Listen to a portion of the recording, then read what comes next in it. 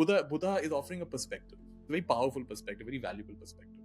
Even within Buddhism, we have the Theravada perspective, the Mahayana perspective, the Vajrayana perspective. Right? And of course, within that, there are so many subtle further differences. Very broadly, you have monks oriented towards study, monks oriented towards meditation practice, monks oriented towards social service. Right there you have, and this is true for all schools of Buddhism, there are those who are more involved with the lay people, there are those that are more scholastic, monastic, writing books, academic, I would say, academic, scholastic, and there are those that are more practice oriented. Right?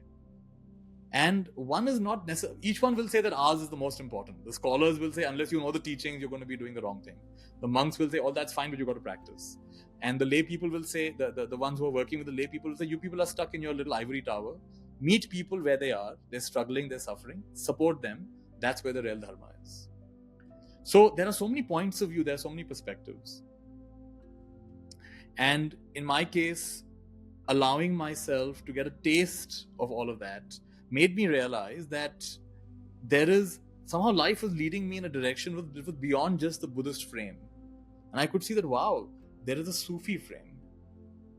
There is a Advaita Vedanta frame. There is a frame of energy healing. There is a frame of looking at life in terms of how can I take my skills and contribute in a very powerful way. And somehow I reached a point where I couldn't say one frame is better than the other frame. I just couldn't. I said they're all valid frames. And while I love the Buddha's frame, I can't say this is the only frame. And I can't say that the sub-school of Buddhism that I'm following, Theravada Buddhism in Sri Lanka or in Thailand, that this is the ultimate. I just couldn't say it anymore. I said, not the ultimate. It is a way. It is not the way. And so there were parts that I could just say that I was not completely aligned with, or you could even say I was discontented with. And it wasn't, even leaving was not an easy decision. I did not just wake up one day and say I'm leaving. I let it, I took me almost 2 years, 2.5 years.